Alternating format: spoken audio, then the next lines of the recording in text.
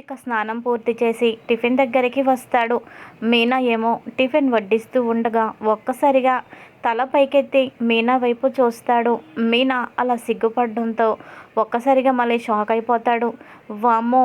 మీనాను చూస్తుంటే నాకెందుకు సిగ్గేస్తుంది. ఇంతకు ముందు ఎప్పుడూ ఇలా అనిపించలేదు. కానీ తనని చూస్తే నాకెందుకు సిగ్గు అనిపిస్తుంది. ఇప్పుడు నేను ఈ పూరి తినను, ఈ కూర తినను అని హ్యాండ్ వాష్ చేసేసుకొని వెళ్ళిపోతూ ఉండగా, ఏవండి ఏవండి ఏమైంది? ఎప్పుడు పూరి మీరు 2 వేసినా ఇంకొక 2 వెయ్యి మీనా అని అంటారు. కడుపు నిండా టిఫిన్ చేసి వెళ్తారు. కానీ మీకెంతో ఇష్టమైన పూరి చేసినా మీరు తినకుండా వెళ్ళిపోతున్నారేంటి?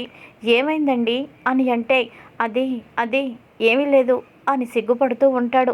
ఇక మీనా డిప్ప మీద ఒక్కటిస్తుంది. మీ సిగ్గు చితక, ఆడపిల్లలాగా సిగ్గుపడతారేంటండి? సిగ్గుపడితే గిడితే నేను కదా పడాలి. మీరెందుకు అంతలా సిగ్గుపడిపోతున్నారు? నిజంగా మీరు ఇలా సిగ్గుపడుతుంటే చాలా ముద్దొస్తున్నారు అని అనడంతో ఇంకా సిగ్గుపడిపోయి అక్కడి నుంచి వెళ్ళిపోతాడు బాలు. ఇదిలా ఉండగా ఇంకొక పక్కన ప్రభావతికైతే మొత్తం అర్థమైపోతుంది. బాలు మీనా ఇద్దరు ఒక్కటయ్యారు అంటే వాళ్ళ దాంపత్య జీవితం మొదలైందన్నమాట. ఇంతకాలం ఏదైతే వాళ్ళిద్దరి మధ్య ఉండకూడదని నేను అనుకున్నానో అదే జరిగింది. ఇక అది జరిగినప్పుడు నేను చూస్తూ ఊరుకుంటే ఎలా? నా కోడలే ఈ ఇంటికి మొదటి వారసుడిని ఇవ్వాలి.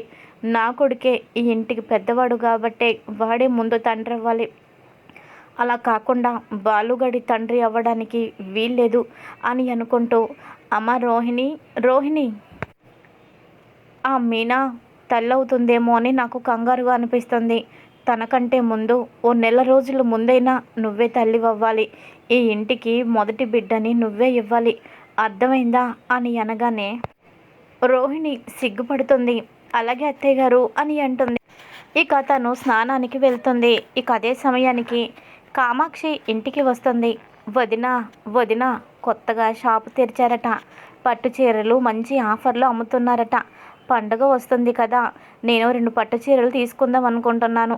నువ్వు కూడా ఓ 2 పట్టు చీరలు తీసుకుందువు గాని వెళ్దాం వదినా అని అంటే, నీ గోల నీది, నా గోల నాది. అసలేంటి నీ గొడవ? ఇప్పుడేంటి ఈ మాట చెప్తున్నావు? పట్టు చీరలు లేవు, గిట్టు చీరలు లేవు. కావాలంటే నీకు తోడొస్తాను అని అంటుంది. సరే వదినా, కలిసి వెళ్దాము అని అంటుంది. ఇక కనీసం ఇంటికి వచ్చిన మనిషికి కాఫీ, టీ కూడా ఏమి అడగకుండా అలా పరధ్యానంగా మీనా గురించి, బాలు గురించే ఆలోచిస్తూ అక్కడే నిలబడిపోయి ఇక గడ్డం మీద వేలు పెట్టుకొని ఆలోచిస్తూ పరధ్యానంగా ఉంటుంది. అది చూసిన కామాక్షి, వదినా వదినా ఇంటికొచ్చి 10 నిమిషాలైంది. ఎప్పుడు ఇంటికి రాగానే టీ చేతిలో పెట్టేసేదానివి. ఇప్పుడేంటి పిలిచినా పలకట్లేదు? ఏమైంది వదినా అని అంటే, ఏమైంది అంటావేంటి? కడుపు చింపుకుంటే కాళ్ళ మీద పడుతుందంటారు. అంతా నా కర్మ అని అంటుంది. ఇప్పుడు ఏమైంది వదినా సరిగ్గా చెప్పు అని అంటే, ఆ మీనాకి బాలుకి పెళ్ళి ఇంతకాలం అయింది కానీ వాళ్ళిద్దరూ ఒక్కటవ్వలేదు. వాళ్ళిద్దరి మనసులో కలవలేదు. ఇద్దరు కూడా ఎడమొహం పెడమొహం పెట్టుకొని బద్ధ శత్రువుల్లా ఉండేవాళ్ళు. అలాంటిది చిలక గోరింకల్లా కలిసిపోయారు. వాళ్ళిద్దరికీ శోభనం కూడా జరిగిపోయింది. రేపో మాపో తను నెల తప్పి వాంతులు కూడా చేసుకుంటుంది.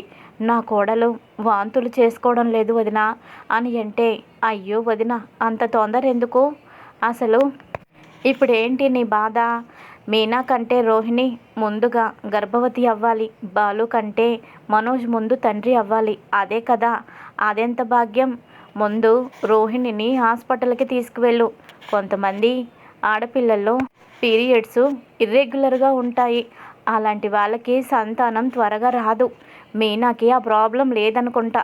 కానీ ఎందుకో రోహిణిలో ఆ ప్రాబ్లం ఉందని నాకు అనిపిస్తుంది. ఒక్కసారి హాస్పిటల్కి తీసుకువెళ్తే అంతా సరవుతుంది. తను ముందు గర్భవతి అవుతుంది. ఏమంటావు అని అంటే, మంచి ఐడియా ఇచ్చావు.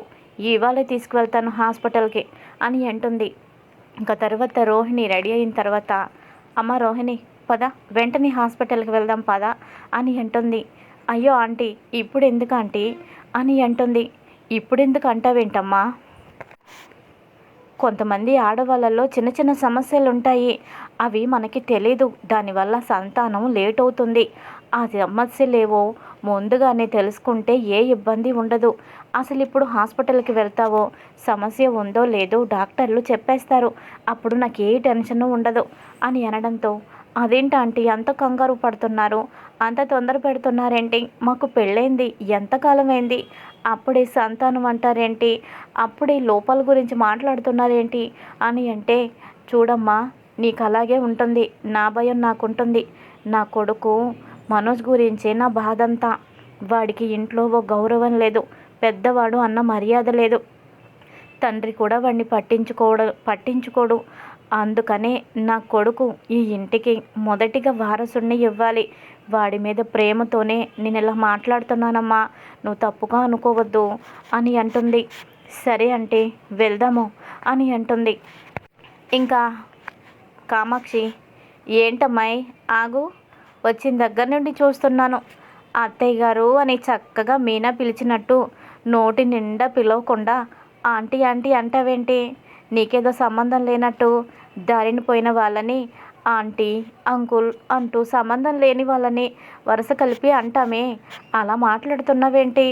అత్తయ్య అంటే అను, లేకపోతే పేరు పెట్టి పిలువు, అంతేకాని ఆంటీ అంటే ఆంటీ అని అంటుంది. అదేంటి ఆంటీ అత్తయ్యని ఏవండి అని అత్తయ్య గారు అని పిలవకుండా మీరేంటి పరాయి వాళ్ళని పిలిచినట్టు పేరు పెట్టి పిలవమంటారు? అత్తయ్యని ఎవరైనా అలా పిలుస్తారా అని అంటే, కదా అత్తయ్య గారిని అత్తయ్య గారే అని పిలవాలి కదా, ఆంటీ అనకూడదు కదా. రేపటి నుంచి అలాగే పిలు. నీకు తెలియకపోతే మీనా ఉంది, మీనాకి తెలియంది ఉండదు. మంచి సాంప్రదాయాలు పద్ధతులు తెలిసిన అమ్మాయి, తన దగ్గర అడిగి తెలుసుకో. ఎంతైనా నీకు నా అనుకునే వాళ్ళు లేరు. ఉంటే డబ్బు ఉంది కానీ పద్ధతులు నేర్పిస్తాయా డబ్బు? సాంప్రదాయాలు నేర్పిస్తుందా డబ్బు? కానీ మీనాకు అలా కాదు, వాళ్ళకి డబ్బు లేకపోయినా చక్కగా పద్ధతిగా ఉంటుంది, అన్ని విషయాలు తనకి తెలుసు అని మీనాని మెచ్చుకుంటూ ఉండగా కోపంతో అక్కడి నుంచి వెళ్ళిపోతుంది. ఆంటీ మీరు ఎంత త్వరగా వీలైతే అంత త్వరగా ఈవిడ్ని దూరం పెట్టండి, లేకపోతే మీకే ప్రమాదం అని అనగానే ప్రభావతి, దాందేముందిలేమ్మా, ఏదో అలా అంటుంది, తన మాటలేమీ పట్టించుకోవద్దు, మనం హాస్పిటల్కి వెళ్దాము అని అంటుంది.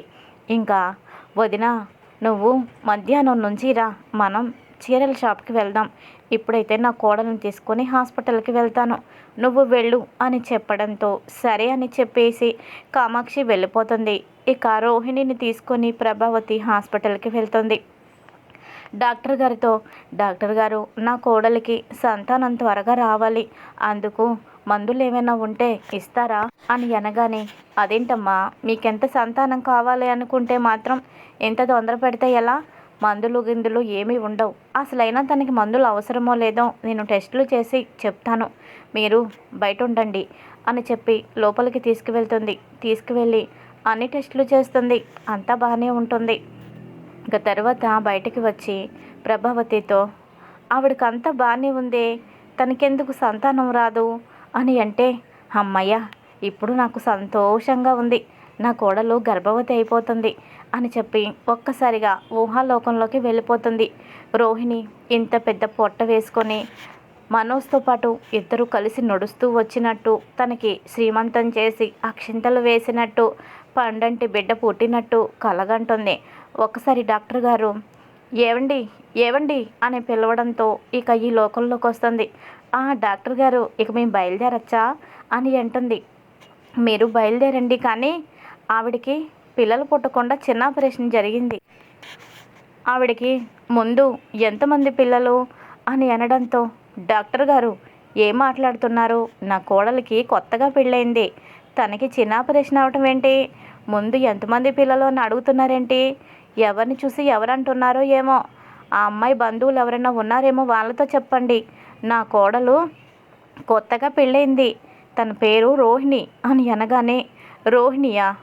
ఆ పేరు గల పేషెంటే, అయినా ఈరోజు పేషెంట్లు ఎవ్వరూ రాలేదు, మీరే ఫస్ట్ పేషెంటు లాస్ట్ పేషెంటు, నేనేమీ కన్ఫ్యూజ్ అవ్వలేదు, ఆవిడకి చిన్న ఆపరేషన్ అయింది, అది కూడా డెలివరీ అప్పుడే ఆపరేషన్ కూడా జరిగింది, ఆపరేషన్ జరిగి దగ్గర 9-10 సంవత్సరాలు అవుతుంది, ఇంకా ఇన్ఫర్మేషన్ చాలా, ఇంకా ఏమైనా చెప్పమంటారా? డబ్బులు కట్టేసి వెళ్ళండి, అమ్మాయిని తీసుకొని వెళ్ళండి, చిన్న ఆపరేషన్ చేయించేసి సంతానం కోసం నా దగ్గరికి తీసుకొస్తారా? ఎలా కనిపిస్తున్నాను మీ కంటికి? నేను పిచ్చిదానిలా కనిపిస్తున్నానా? నీ కోడల్ని ఇంటికి పంపించి నువ్వు పిచ్చి హాస్పిటల్కి వెళ్ళు అని డాక్టర్ చెప్పడంతో ఒక్కసారిగా షాక్ అయిపోతుంది ప్రభావతి. తను అసలు ఏం వింటుందో, డాక్టర్ ఏం చెప్తుందో కూడా అసలు ఏమీ అర్థం కాదు. అంత అయోమయంగా ఉంటుంది. కోపంతో ఇక రోహిణి దగ్గరికి వెళ్తుంది. నా కొడుకు ఏమన్నా మోసపోయాడా? ఈ రోహిణి తన పుట్టింటి వాళ్ళు ఎక్కడో ఫారెన్లో ఉన్నారు, పెద్ద కోటీశ్వరులు అని చెప్పింది. ఏదైనా మోసం జరిగిందా? డబ్బున్న కుటుంబాల్లో చాలా జరుగుతూ ఉంటాయి కదా, అలాంటిది ఏదైనా జరిగిందా? నా కొడుకుని పిచ్చివాడిని చేసిందా? చిన్న ఆపరేషన్ అయిపోయిందని డాక్టర్ గారు అంత ఇదిగా ఎలా చెబుతారు? అయినా ఈరోజు పేషెంట్స్ కూడా ఎవరూ లేరు, వేరే వాళ్ళ రిపోర్ట్స్ వేరే వాళ్ళకి వచ్చాయి అని అనుకోవడానికి కూడా లేదు అని చెప్పి లోపలికి వెళ్ళి, అమ్మాయి రోహిణి నిజం చెప్పు, అసలు ఏమైంది నీకు? చిన్న ఆపరేషన్ అయిందని డాక్టర్ చెప్తున్నారేంటి? నీకు ఇంతకు ముందేమైనా ఆపరేషన్లు అయ్యాయా అని అనగానే రోహిణి గుండె ఆగిపోతుంది కాసేపు. అమ్మో, ఏంటి ఇలా మాట్లాడుతుంది? నాకు ఆపరేషన్ అయిందో లేదో నాకే తెలీదు. నా డెలివరీ అప్పుడు నాకేదో హెల్త్ ఇష్యూ రావడంతో అమ్మ డెలివరీ టైంలోనే నేను అపస్మారక స్థితిలో ఉన్నప్పుడే ఆపరేషన్ చేయించిందని నాకు ఇప్పుడు తెలుస్తుంది. అప్పుడు కూడా తెలిసింది, కానీ తర్వాత దాని గురించి పూర్తిగా మర్చిపోయాను. మళ్ళీ ఇంతకాలానికి కానీ ఆ రోజు అలా జరిగిన విషయం ఇప్పుడు తెలిసొచ్చేటట్టు అయింది. ఇప్పుడు నేనేం చెప్పాలి? దొరికిపోయానే, పూర్తిగా దొరికిపోయానే. ఇప్పుడు ఎలా? నేను కొన్నాళ్ళు అత్తయ్య వాళ్ళ ఇంట్లోనే ఉండి మనోజ్ని తీసుకొని వేరు కాపురం పెట్టించేసి దూరంగా వెళ్ళిపోతే ఎప్పటికీ నా చరిత్ర వీళ్ళకి తెలియదని నా ప్లాన్లో నేనుంటే ఎంత త్వరగా తెలిసిపోయింది ఏంటి నా గురించి?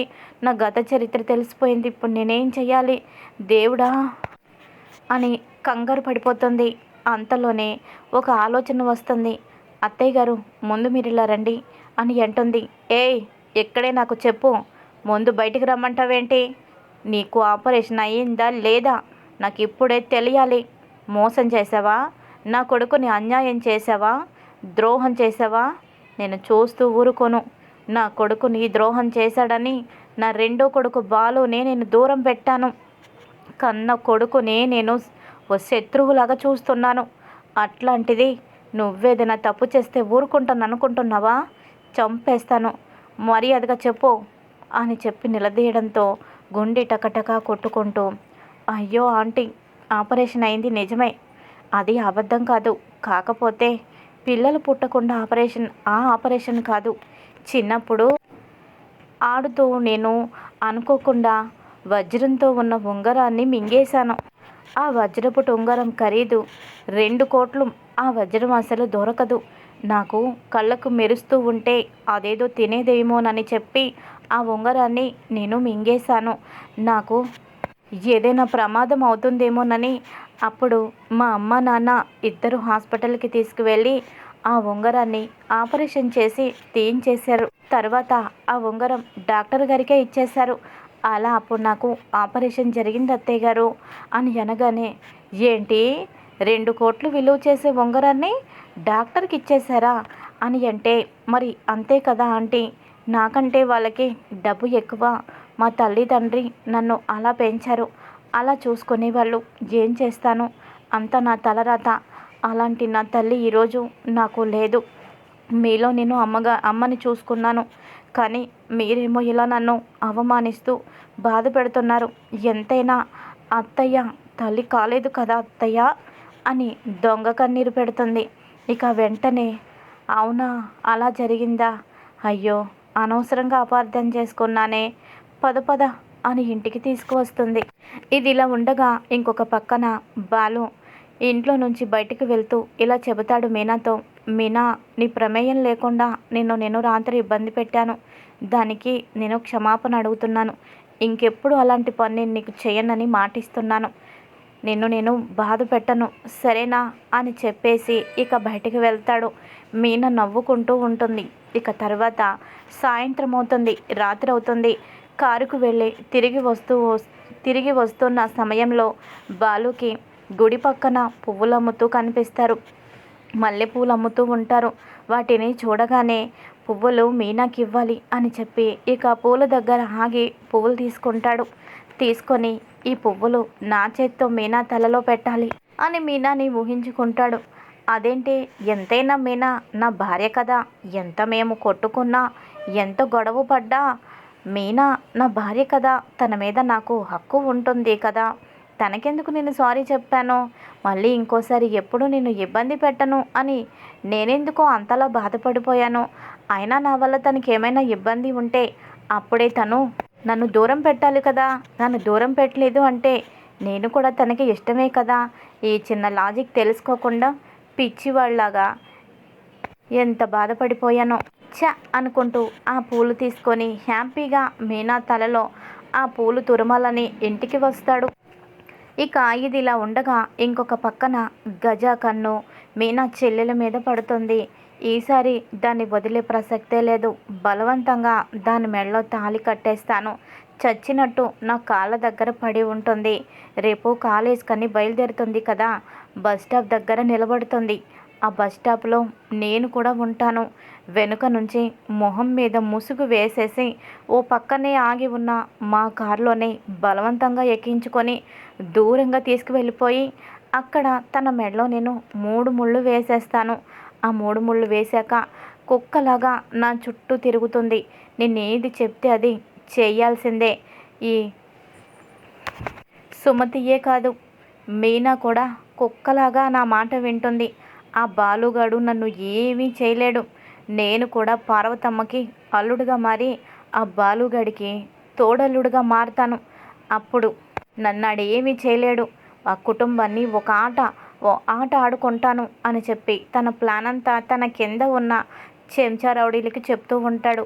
అలాగే అన్న, మేము రేపు పొద్దున్న రెడీగా ఓ జీప్ అయితే ఉంచుతాము, నువ్వు వెంటనే వదిన్ని ఎత్తుకొచ్చాయి అని చెప్పడంతో సరే, మన ప్లాన్ అయితే కరెక్ట్గా రేపు ఉదయం 9 మొదలవ్వాలి అని అంటాడు. ఇంకా రెండవ రోజు ఉదయాన్నే మీనా చెల్లెలు బస్ ఎక్కడానికని బస్ స్టాప్ దగ్గరికి వస్తుంది. ఇక అదే సమయానికి రవి కూడా అటుగా వెళ్తూ ఉంటాడు. ఇక ఓ చోట ఆగి టీ తాగుతూ ఉంటాడు. ఇక వెంటనే గజాకి సంబంధించిన రౌడీలు మీనా చెల్లెలు వెనకాలే నిలబడి రెడీగా ఉంటారు. ఇక టీ తాగుతూ పేపర్ చదువుతూ ఉన్న రవి ఒక్కసారిగా ఎదురుగా తిరిగి చూడడంతో ఎదురుగా మీనా చెల్లెలు సుమతి కనబడుతుంది. తన వెనుక కొంతమంది రౌడీలను చూస్తాడు.